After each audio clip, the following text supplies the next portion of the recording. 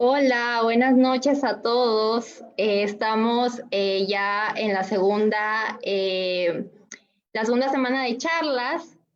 Quien les habla es María Emilia, que es integrante de este PAC de Pausa por una Buena Causa este año. Y bueno, les voy a hablar un poquito del proyecto de Pausa, ¿no? Pausa es un proyecto que busca beneficiar a los niños que han sido diagnosticados con cáncer y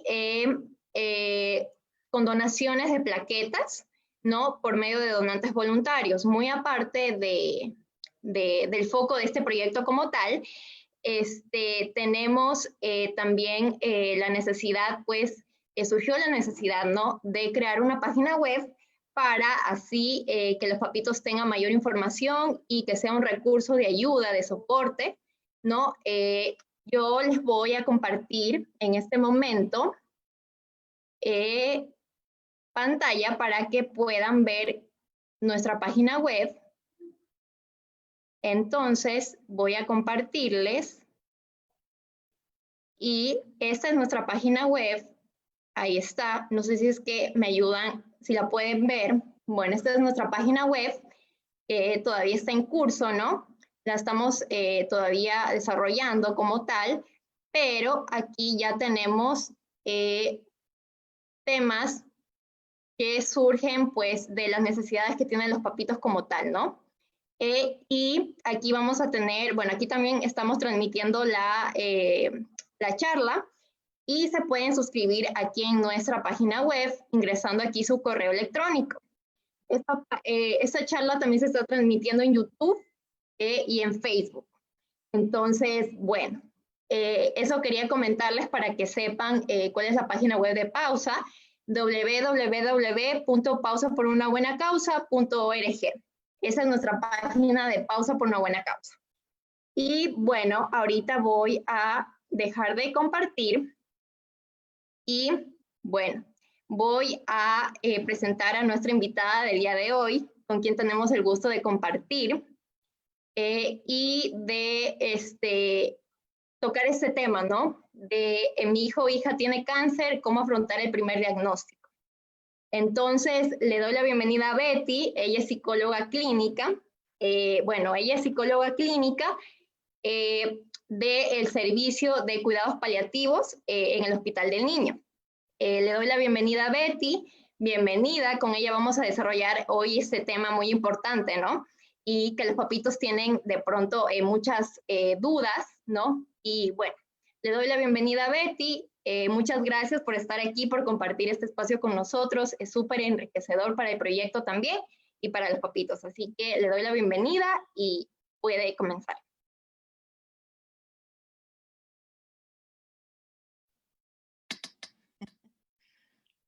Buenas Ahí noches. está, Betty. Sí. Buenas noches, María Ya, Emilia. ¿Cómo estás?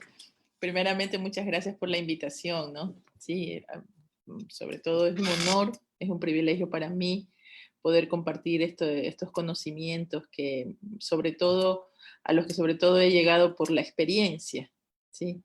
De mi trabajo en el servicio de cuidados paliativos del Hospital del Niño. Entonces, me gustaría empezar este tema, ¿no? Diciendo que más que nada es un conversatorio, o sea, acerca de sus dudas o sus inquietudes, porque este tema va más allá de lo teórico, de lo que pudiéramos decir en cuanto a lo que significa recibir un diagnóstico de cáncer, ¿sí? El diagnóstico de cáncer en el grupo familiar, cuando un niño enferma de cáncer o un miembro de la familia, cualquiera que sea, generalmente produce un impacto familiar, ¿sí? Y este impacto familiar, la intensidad del mismo, va a estar determinado por la historia de la familia, o sea, por los antecedentes que se tengan ante las enfermedades, las situaciones conflictivas y también algo fundamental que es la comunicación. Una familia que sepa comunicarse bien, que haya afrontado en el pasado situaciones también difíciles y que se permanezca juntas, ¿verdad? O unida, es una familia que seguramente se adaptará más al proceso de la enfermedad de un niño dentro del grupo familiar o de cualquiera de sus miembros si llegara a tener un diagnóstico de cáncer, ¿no? ¿Sí?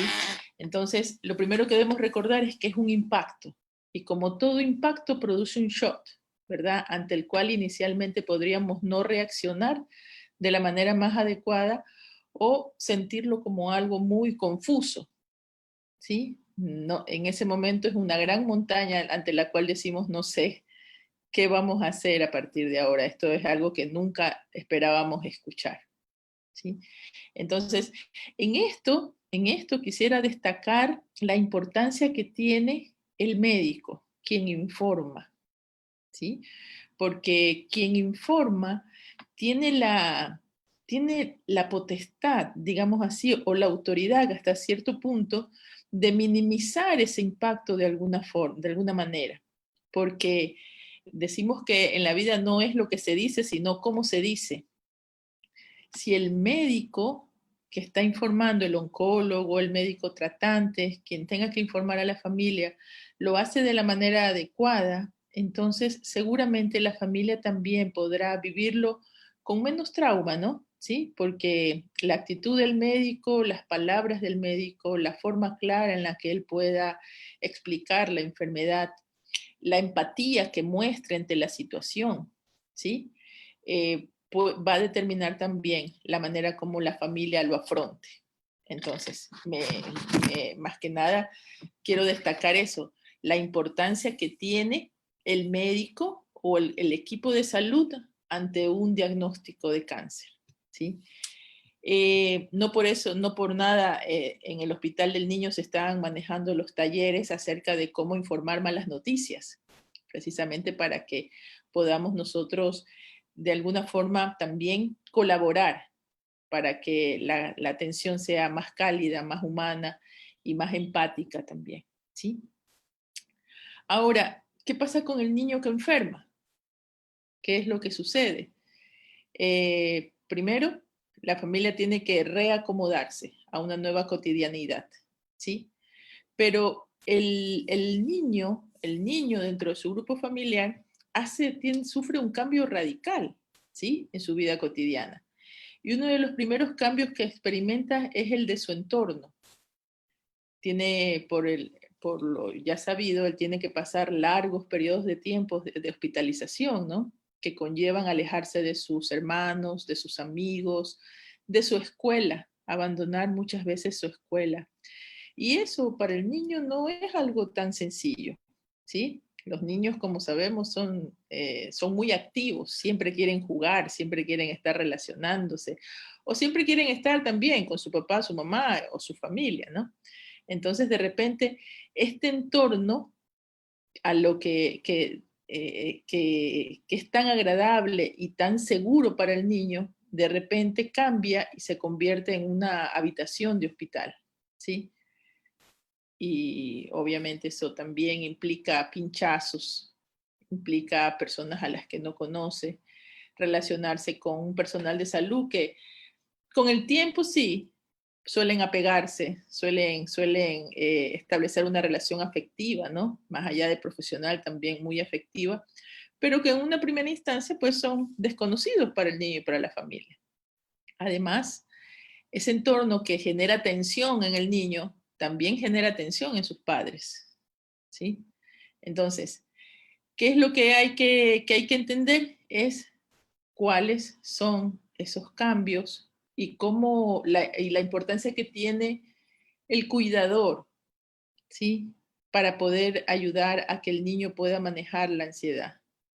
Y cuando hablo de cuidador me refiero a la mamá, que pues generalmente es ella, ¿no? Pero también puede ser el papá, a veces es una abuelita, una tía, ¿sí? Una hermana mayor, ¿sí? Depende de quién pueda estar disponible para estos cuidados, ¿no? Entonces, comprender este cambio que para el niño es importante y ayudarlo a manejar la ansiedad, pero la única manera de hacerlo es conservando también la serenidad, ¿no? Y entendiendo que para que los niños interpretan la realidad o interpretan las situaciones estresantes de acuerdo también a su edad. Por ejemplo, a un niño de 5 años que es hospitalizado, lo que más le va a preocupar, por ejemplo, es la ansiedad de separación, decimos nosotros, ¿no? ¿Sí? El que de repente tener que quedarse solo, a veces mamá tiene que bajar, tiene que ir a buscar medicinas, tiene que hacer un montón de cosas, ¿no? Y el niño tiene que quedarse solo en una habitación con otro compañerito. Entonces, ese temor a la separación hace que el niño se vuelva bastante susceptible, ¿sí? Entonces, si no lo comprendemos, si no entendemos que es parte también de su proceso o de la edad, con lo que lo hace sufrir, ¿no? Entonces, podemos también no entender que él suele mostrar su rechazo ante la situación con conductas de rebeldía o también regresivas, ¿no? De repente se vuelve más chiquito de lo que realmente él es, ¿ya? Los niños, en cambio, de 6 a 9 años suelen sentir ansiedad o tristeza, dice, pero porque ya ellos ya no tienen el temor a la separación, sino más bien sienten miedo, miedo ante lo que le pueda ocurrir a su cuerpo, ¿sí? Entonces, los cambios corporales para los niños entre 6 y 9 suelen ser mucho más importantes. Ellos están preocupados por los pinchazos, están preocupados por las intervenciones, por lo que su enfermedad pueda implicar, por la caída del cabello, por la pérdida de peso, ¿sí? Entonces, la preocupación de esos niños es mucho más, quizás, está mucho más enfocada hacia su cuerpo, ¿no? ¿Qué se puede hacer en esos casos? Tratar de manejar su ansiedad mediante el juego y mediante también algo que nosotros decimos que es muy importante, la información, ¿sí? Muchos padres, ante el diagnóstico de una enfermedad tan grave como el cáncer, optan por no decírselo al niño, ¿sí? Siempre tienen temor, y es verdad, el propósito es protegerlo. Sin embargo, caen en lo que nosotros llamamos lo que se llama la conspiración del silencio, ¿sí? Esta conspiración de silencio, que es no le digamos lo que pasa, pero todos actuamos lo que está pasando, porque el niño es muy suspicaz, muy perspicaz, él se da cuenta de lo que está sucediendo a su alrededor. Entonces, le damos oportunidad a que su imaginación se active e interprete las conductas de los adultos que le rodean como señales de alarma, o sea, de que algo malo está ocurriendo. Entonces, una de las primeras sugerencias que yo le hago a los padres, también de acuerdo a la edad del niño, es que el niño sea informado, ¿sí? Que en palabras sencillas, palabras claras, palabras acordes a su edad, se le pueda explicar lo que está pasando con él y cuál es la enfermedad. Es increíble, pareciera, o sea, eh, el temor siempre es que ellos se pongan más tristes, pero realmente lo que sucede es que el nivel de ansiedad del niño disminuye, ¿sí? Cuando ya sabe qué es lo que está ocurriendo, eh, y sabe que también él puede ser colaborador, o sea, puede participar activamente del tratamiento. Es más, en muchas ocasiones, los niños, por ejemplo, mayores a 9 años, incluso hasta los de 7 u 8 años, les gusta participar en las decisiones. Entonces, pero eso solamente se logra con una buena información. Entonces, es muy importante manejar las ansiedades y los temores de los niños en- con una buena información, ¿sí? Por ejemplo, los preadolescentes o los adolescentes necesitan todavía más que se les hable de manera clara, ¿no? ¿Por qué? Porque el temor de ellos, en cambio, radica en la separación de sus compañeros, de su grupo de iguales. Para ellos es importante saber que son aceptados, y entonces sufrir una enfermedad que los hace cambiar, les hace pensar también o sentir o temer ser el rechazo. Así que de todos esos aspectos hay que hablar, hay que mencionar, y no hay que tener temor a hablar, ¿sí? Eso es algo que en esta charla quisiera poder destacar. debemos vencer el temor a hablar de esas cosas que nos dan miedo. Que no las hablemos no quiere decir que no sucedan. A veces callamos para no provocar tristeza o para no provocar un momento de tensión, pero realmente la tensión está allí y permanece ahí en el grupo familiar o en el hospital, donde sea, cuando no sabemos expresar lo que nos está pasando, ¿sí?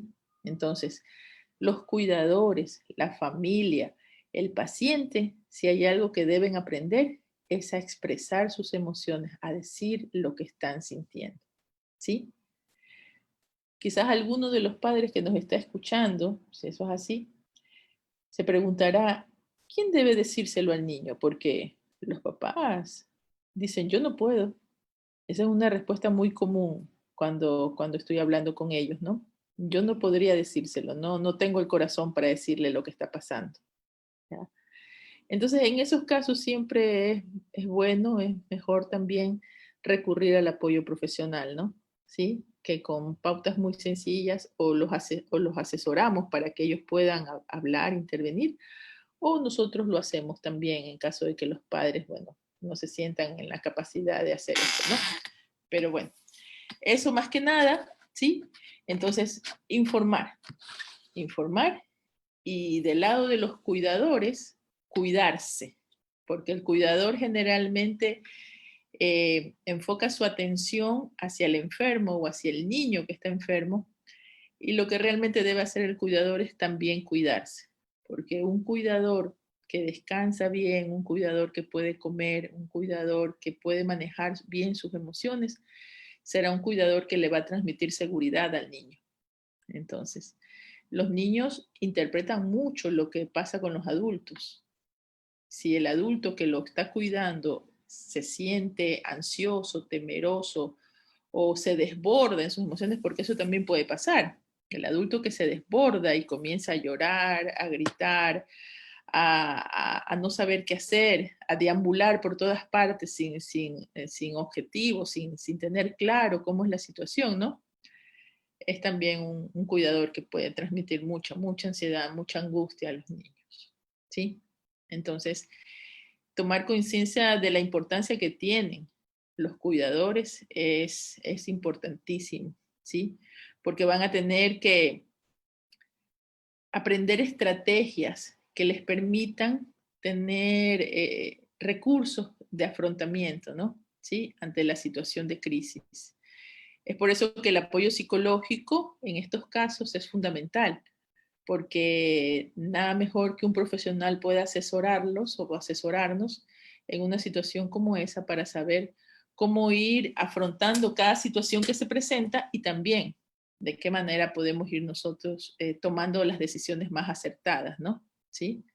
Hay decisiones muy importantes como por ejemplo el inicio del tratamiento, ¿sí?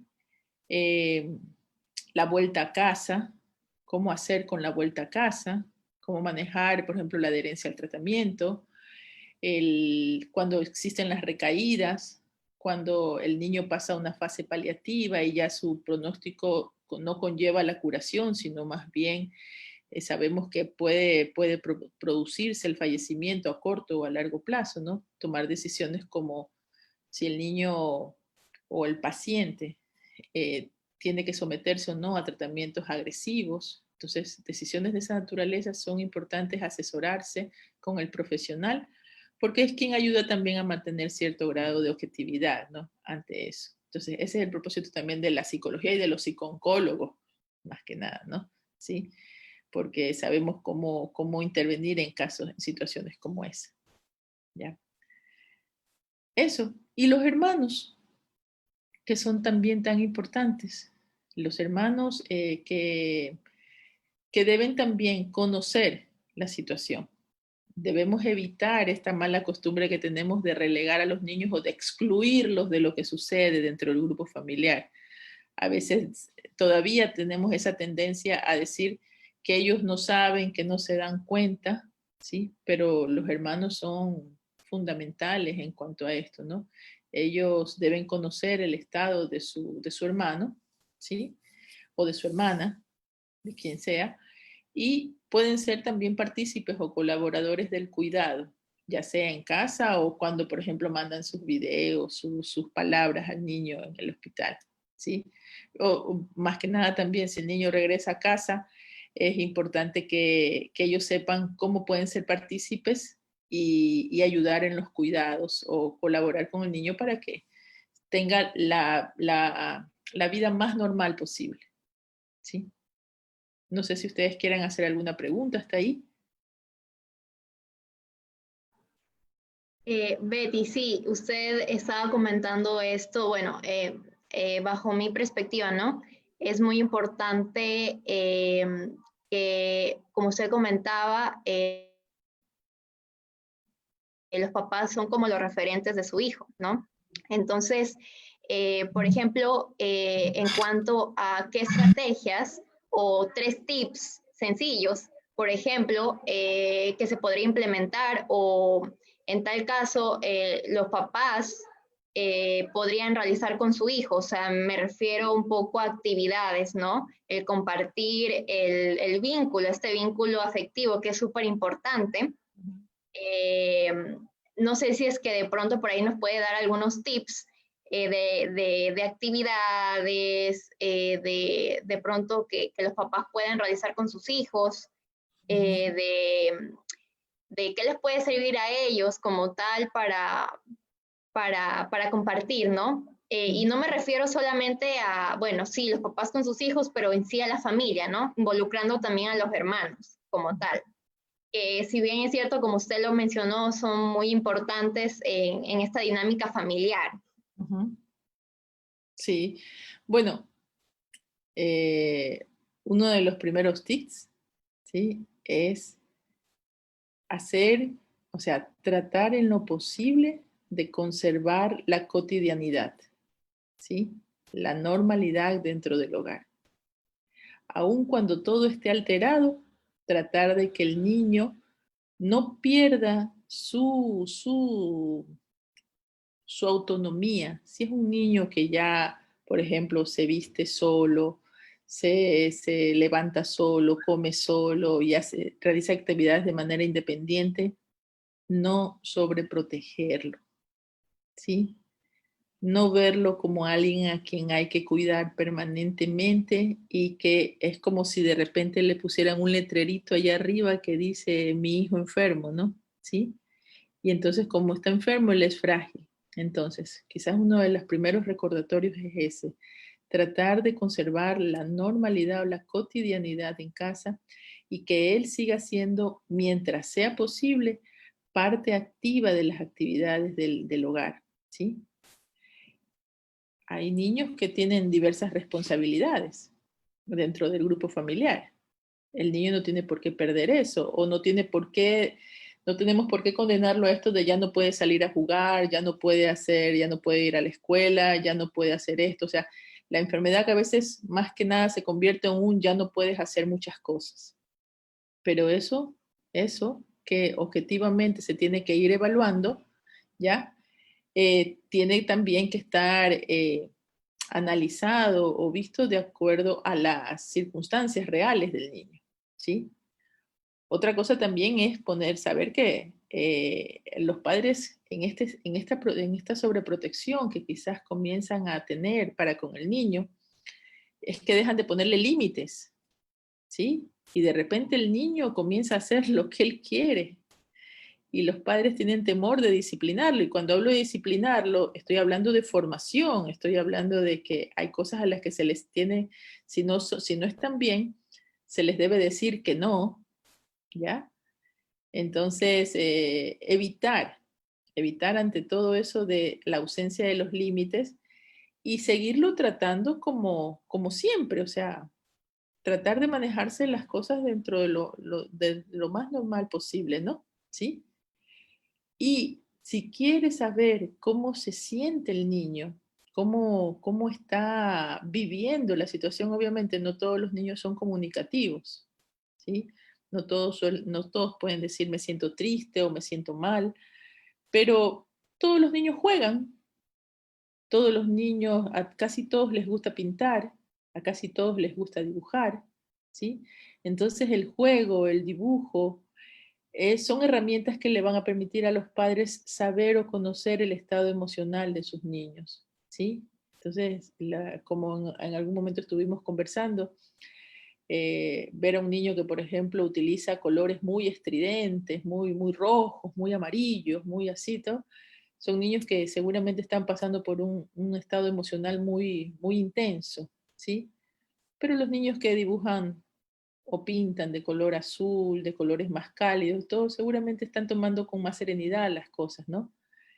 O niños que hacen trazos muy fuertes, pueden seguramente sentirse muy enojados ante la situación. Entonces, ayudarle al niño a identificar lo que está sintiendo, ¿sí? Con los periodos de hospitalización, con la enfermedad misma, con el tratamiento, es quizás uno de los consejos que me gustaría que tengan presente, ¿no?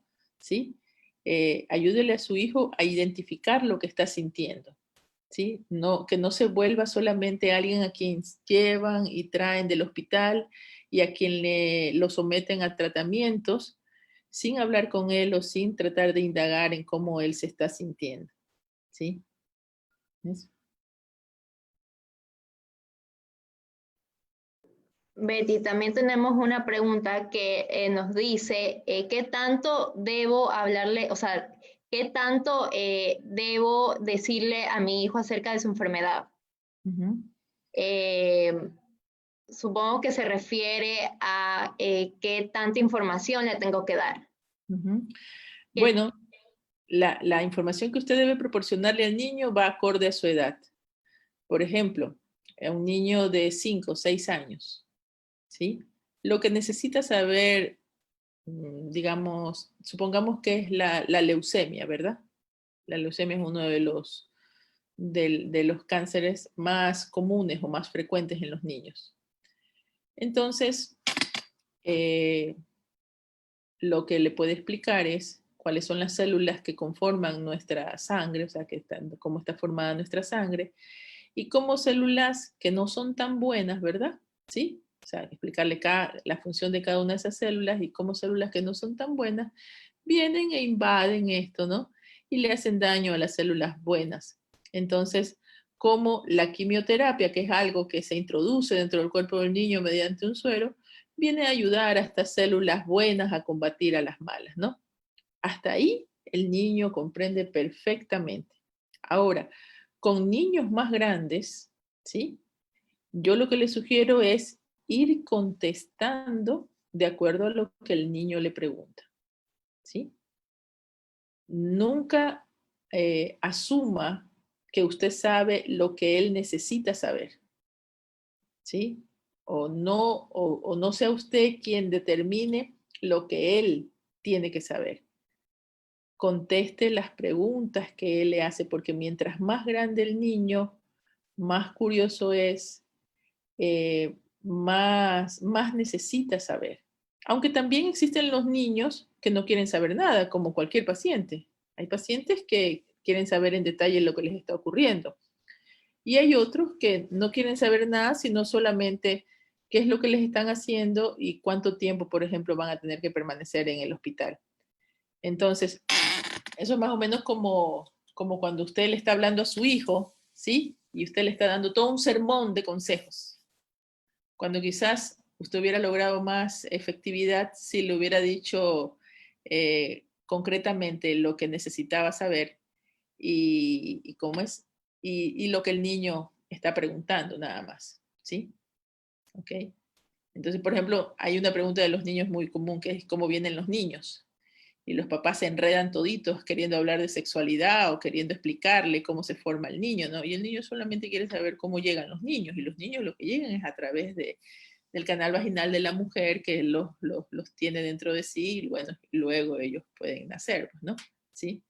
Entonces, hay que contestar las preguntas de los niños de acuerdo a su edad y de acuerdo también a lo que él necesita saber o lo que él manifiesta que quiere saber. ¿Sí?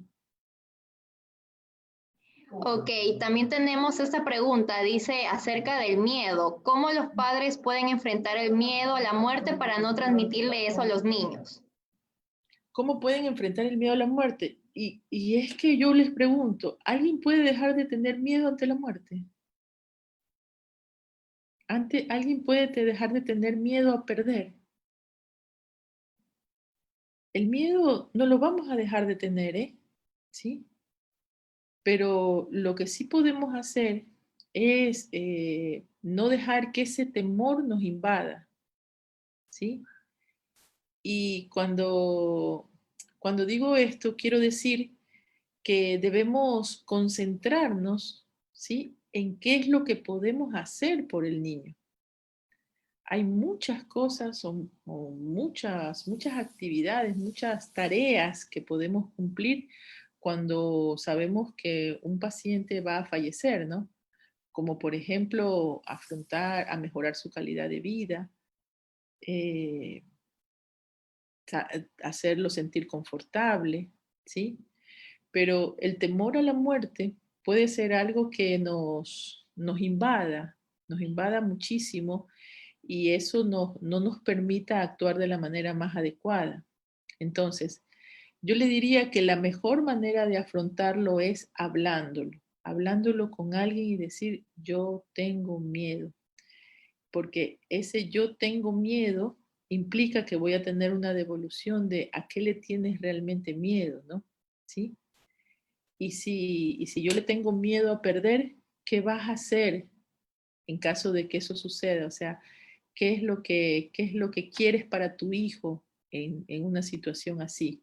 ¿Quieres que esté feliz? ¿Quieres hacerlo feliz? ¿Quieres que esté en el hospital todo el tiempo? ¿Qué quieres hacer? Entonces, yo creo que a los enemigos, porque la muerte dice, la Biblia mismo dice que la muerte es un enemigo, ¿no?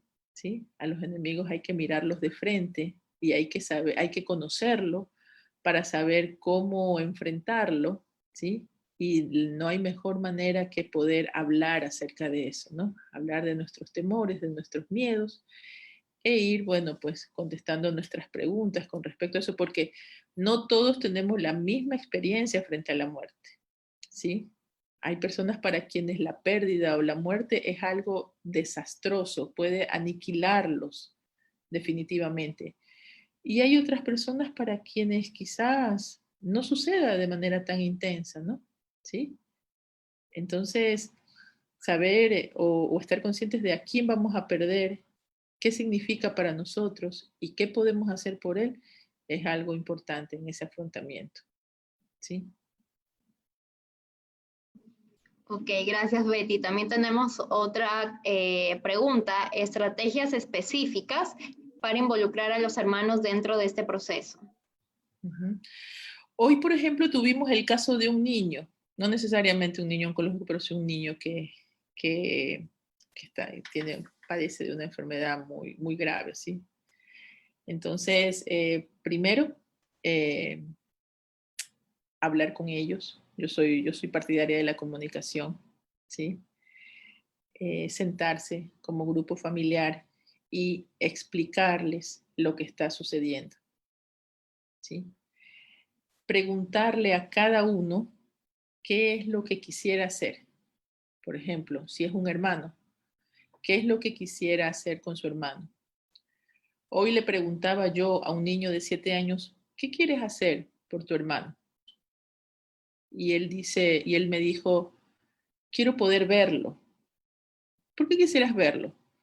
Porque quiero decirle cuánto lo amo. ¿Sí? ¿Te sentirías bien si lo dices? Sí. Entonces, eso, explicarles lo que es la enfermedad, ¿sí?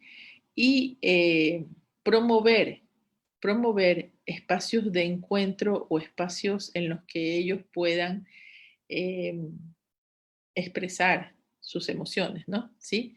Saber que si, por ejemplo, el niño está en casa, sus hermanos pueden decir, bueno, tú te vas a encargar de ayudarlo a cepillarse los dientes todos los días, ¿sí? O tú me vas a ayudar en llevarle y ayudarlo a tomar la sopa. O sea, hacerlos partícipes de esos cuidados y no excluirlos o tratar a al niño enfermo como alguien muy especial que está encerrado en una habitación y a donde yo no puedo, donde el resto de sus hermanitos no puedan entrar, sino más bien conversar con ellos, tomar decisiones en familia, hacerlos partícipes de las decisiones, ¿sí? De lo que se va a hacer y de también cuando esté en el hospital, mandar hacer las videollamadas, que ahora son tan comunes, ¿no? Hacer videollamadas, que ellos puedan hacer videos de saludarlo, de mantenerse en contacto. Hay niños, por ejemplo, que tanto ellos como sus hermanos se sienten muy bien con esto de las videollamadas, ¿sí? Depende también del área donde se encuentren, pero se mantienen en una comunicación constante. Y eso es muy importante para ellos. Entonces, primero la comunicación, luego el acordar qué actividades se van a realizar o cómo puede cada uno colaborar. Y si el niño está hospitalizado, participar de estar comunicado siempre, de estar en contacto siempre, para que no pierdan ese lazo de unión entre ellos, pues, ¿no? Sí. Además, también para que se mantengan al tanto de cómo se encuentra su hermano. Claro, como usted manifiesta la importancia de que exista que ellos se involucren dentro de este proceso, ¿no? Porque de una u otra manera son personas, son familia, ¿no? Entonces Sí. es como sangre de su sangre, literalmente, y son personas que si lo ven a su hermano, si lo ven a su papá, si lo ven a su mamá, de tal manera, y están tan conectados, ¿no? Y ve que esas personas le están brindando el apoyo, ese acompañamiento, más que todo, yo diría la importancia también de lo que usted hablaba por ejemplo, ayudarlo a mi hermano a que se vista, ayudarlo a mi hermano a peinar, o sea, hay distintas como que maneras de hacer lo que el hijo también se involucre, ¿no? Y que cada persona del contexto familiar, mamá, papá, hermano, hermana, pueda hacerle saber a su hermano, pues, que está ahí él para apoyarlo, para darle consejos, porque yo creo que es lo más importante, o sea, sentir el acompañamiento, sentir que esta persona está al lado tuyo, sintiendo lo que tú estás sintiendo. O sea, es que esa es la realidad, es como decir, mi hermano está pasando por tal situación y yo siento el mismo, de pronto, sí, dolor, siento lo mismo que él, pero aún sintiendo todo esto, pues puedo darle motivos para que él siga adelante y eso es súper importante. Claro. Y bueno, también tenemos otra pregunta, dice, usted habla mucho de la comunicación, pero a mi hijo le cuesta mucho expresarse. ¿Cómo puedo ayudarlo a que comunique sus sentimientos conmigo o qué puedo hacer para ayudarlo y entenderlo? ¿Qué edad tiene el niño? Eso de que a 5 años. 5 años. Si es un niño de 5 años, la verdad es que debería verlo jugar o debería ayudarlo a pintar, a poder decirle, si no lo puede hacer porque el niño es lo suficientemente reservado con su mamá, si es su mamá la que está preguntando, ¿no? ¿Sí? Debería apoyarse en un profesional, pero el juego, el dibujo en los niños es algo muy importante para ayudarlos a expresar sus emociones, ¿sí? A un niño yo le puedo pedir, preguntar, ¿qué te pasa? Y si no me lo puede decir en palabras, le voy a decir, bueno, entonces vamos a dibujar y cuando dibujemos, hazme entender lo que te está sucediendo, ¿no? ¿Sí? Entonces, los niños suelen hacerlo muy bien, ¿sí? Suelen contar muy bien, porque una vez que ha dibujado, usted le puede preguntar, ¿qué está pasando en tu dibujo? ¿Qué es lo que sucede? Y como yo te explicaba en su momento, María Emilia, los protagonistas de los juegos o los protagonistas de los dibujos de los niños siempre son ellos. Entonces podemos al preguntarles qué es lo que está sucediendo en tu dibujo, saber que el personaje principal puede estar o muy enojado o muy ansioso o muy preocupado por algo, ¿no? Entonces, asegurarle que usted está con él, que usted lo va a ayudar o que van a encontrar la manera de superar esa situación, ¿no? Como yo le decía, con lo que estábamos hablando anteriormente también, cuando usted le pregunta a los niños qué quisieras hacer, porque su hermanito a veces pasa mucho tiempo hospitalizado, ¿no? Y muchos de ellos escriben cartas, escriben para sus hermanos y entonces yo lo que puedo hacer es confirmarles que esa carta va a llegar y que yo se las voy a leer o que su mamá se las va a leer y que su hermano va a saber lo que está sucediendo, ¿no? Entonces, hay que encontrar la estrategia que mejor se adapte al niño. En niños muy pequeños, ya les repito, el juego, el dibujo, la pintura suelen ser canales de expresión muy efectivos, ¿sí? Y Betty, una consulta, ¿qué piensa usted, por ejemplo, al usar cuentos? ¿No? El cuento como una estrategia para yo poder explicarle a mi hijo acerca de su enfermedad. Son excelentes, excelentes. Por ejemplo, yo les comentaba a ustedes que existe este cuento ¿cómo es? De Superquimio. Superquimio me va explicando a mí de qué se trata, por ejemplo, el cáncer o la leucemia, ¿verdad? ¿Sí? Y me explica cómo estos soldaditos o este superquimio, que le llaman como un superhéroe, ingresa en el organismo del niño para ayudarlo a combatir como cual superhéroe es todas estas células que son malas o que están afectando la salud del niño, ¿no? ¿Sí? Entonces, como la imaginación y el pensamiento de un niño es tan abstracto, ¿no? O sea, a ellos no podemos hablar como nos sentamos con un adulto.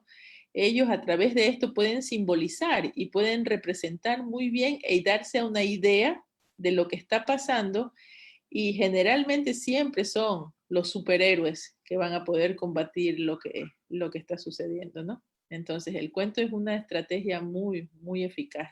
Así también podemos utilizar el cuento para explicarle a sus hermanos, a los hermanos, lo que está sucediendo con el paciente, ¿no?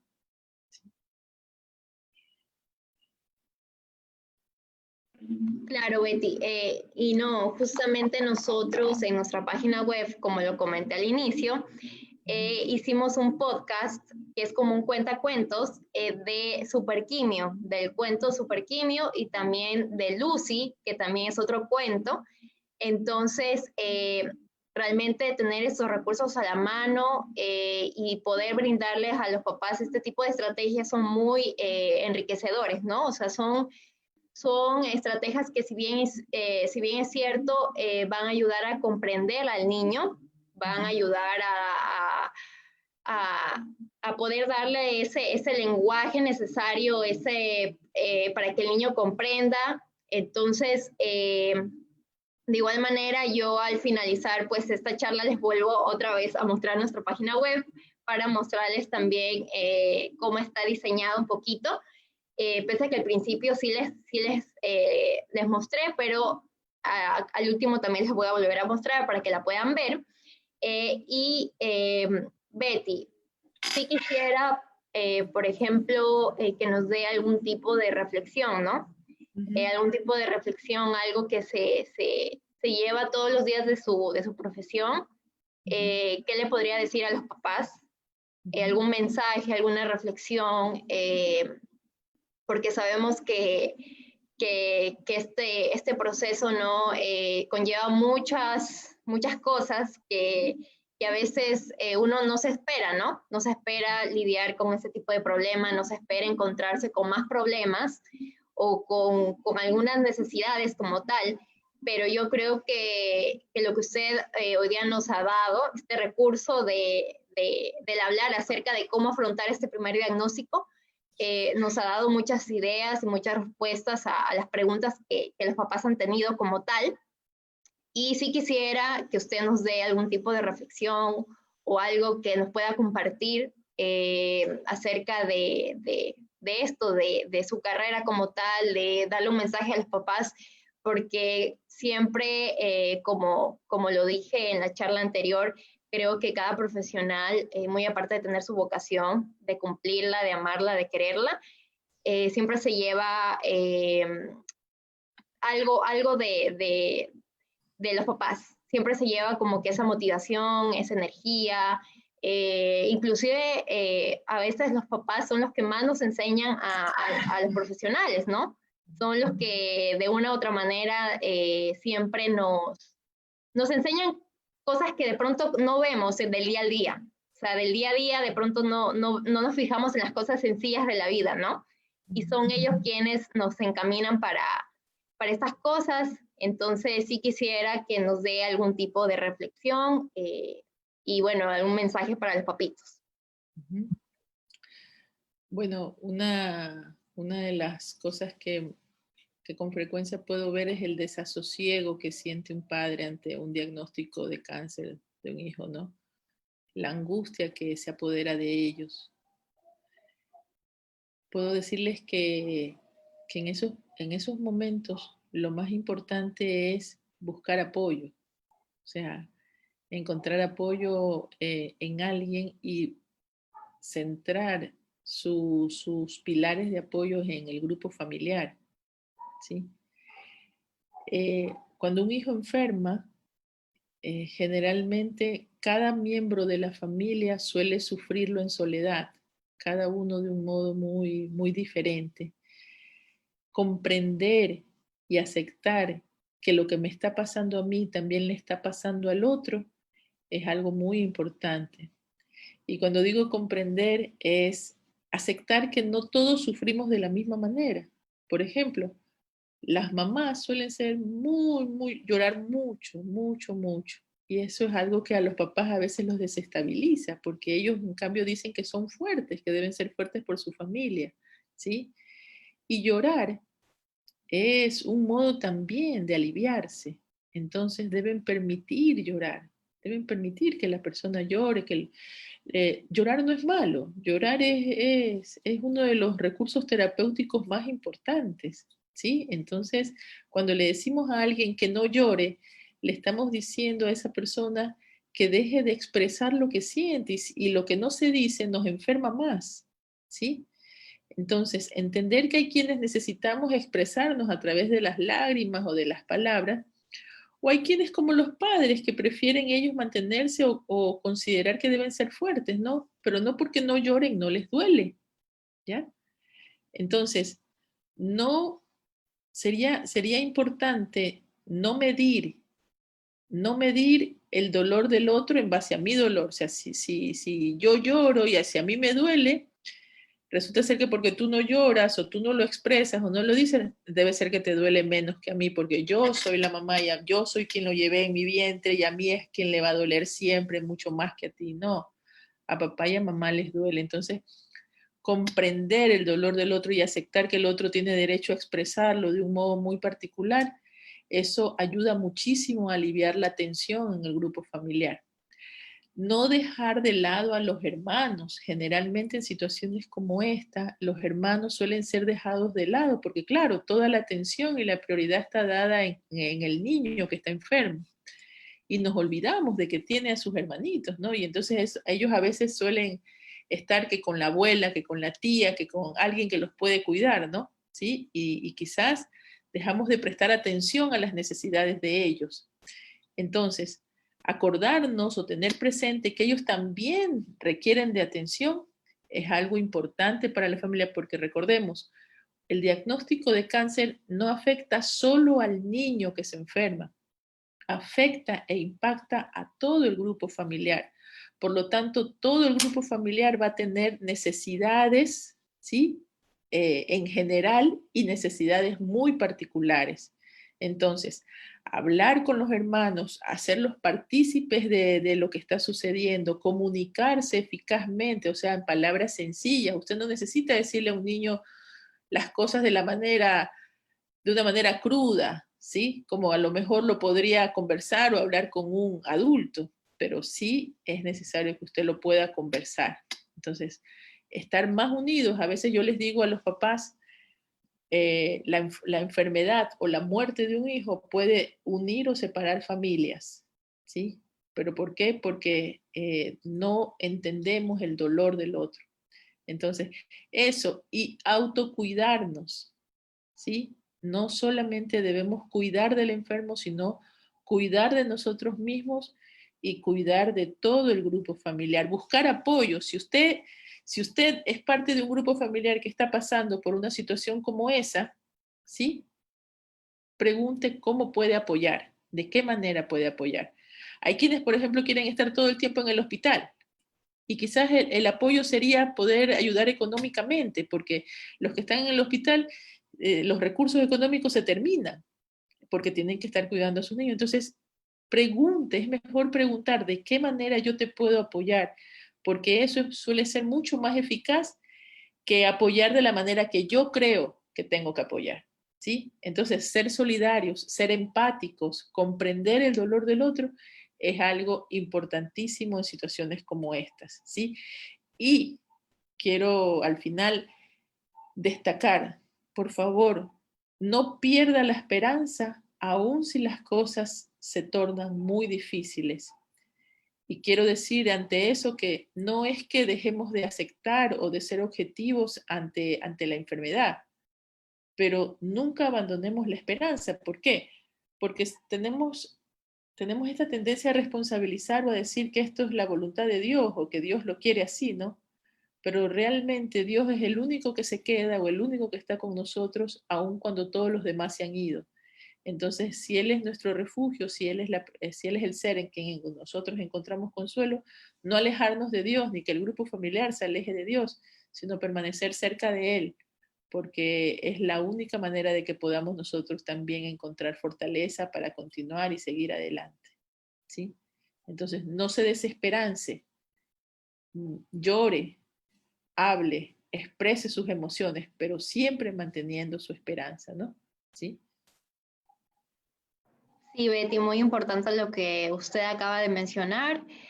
Eh, de verdad que ha sido una charla muy bonita, que estoy segura que muchos se llevaron grandes respuestas, eh, más que todas las estrategias de las que usted también ha hablado, todo lo que conlleva pues afrontar este primer diagnóstico como tal.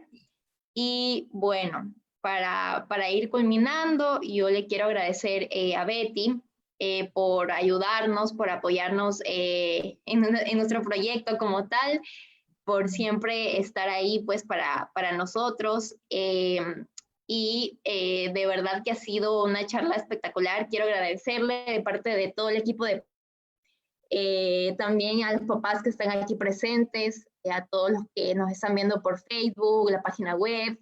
Entonces, les queremos agradecer de todo corazón porque es este proyecto nos mueve muchísimo no considero que solo a nosotros, sino que a muchas personas más.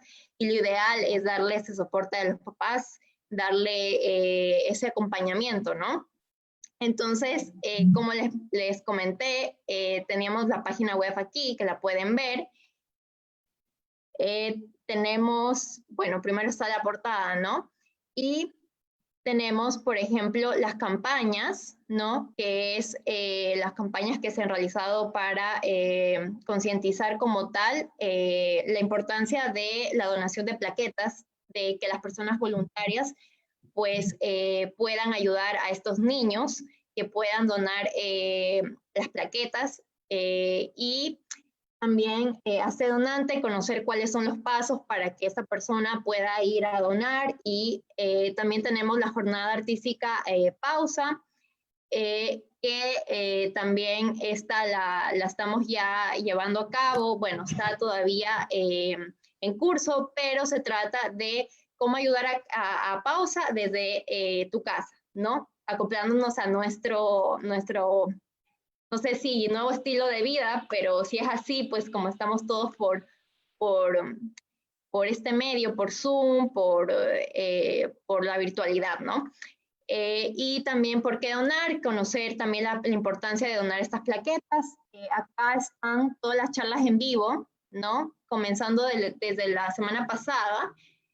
Y ayer que tuvimos también otra charla en vivo. Entonces, aquí en esta sección van a encontrar todas las charlas en vivo, ¿no? Todo va a estar aquí en la página web. Si ustedes entran, pues pueden volver a ver otra vez la charla. Comunidad. Bueno, aquí también tenemos la parte de, por ejemplo, empleabilidad, ¿no? Por ejemplo, cómo los papitos pueden comenzar a emprender, ciertos tips. Eh, y también tenemos otra pestaña, no sé si en la parte de acá arribita, en comunidad,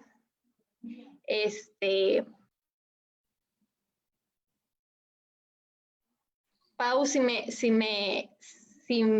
ayudas poniendo exacto. En comunidad, para explicarles que también tenemos, bueno, la parte de emprendimiento y a los testimonios, cuidados y tratamientos, también tenemos la parte de oncología, bienestar, que es la parte a nivel de psicología, nutrición, que es también los cuidados, pues, que los alimentos, ciertas dudas que tienen los papitos en cuanto a qué le doy a mi hijo de comer, antes de la quimio, después de la quimio. Y bueno, tenemos este tipo de etiquetas dentro de nuestra página web y que van a ser de mucha ayuda para los papitos, así que si pueden suscribirse sería lo máximo. Está la parte de aquí, donde está señalando exactamente su correo electrónico y enviar. Entonces, ya saben, todas las charlas van a estar en esta página web. También la estamos transmitiendo en Facebook, YouTube, la página web, así que estamos súper contentos de esta iniciativa y que nos apoyen, y a los papitos, gracias por confiar en nosotros y por siempre estar atentos a toda esta información que les estamos dando. Entonces, también la próxima charla en vivo va a ser el día viernes 11 a las 5 de la tarde, con el tema alimentación pediátrica antes y después de la quimioterapia. Y también síguenos en nuestras redes sociales, en Instagram, Pausa por una Buena Causa, en Facebook, Pausa por una Buena Causa, y en YouTube, Pausa por una Buena Causa. Entonces, con esto culminamos la noche de hoy, y bueno, otra vez mil gracias, Betty, a todos los que están aquí presentes.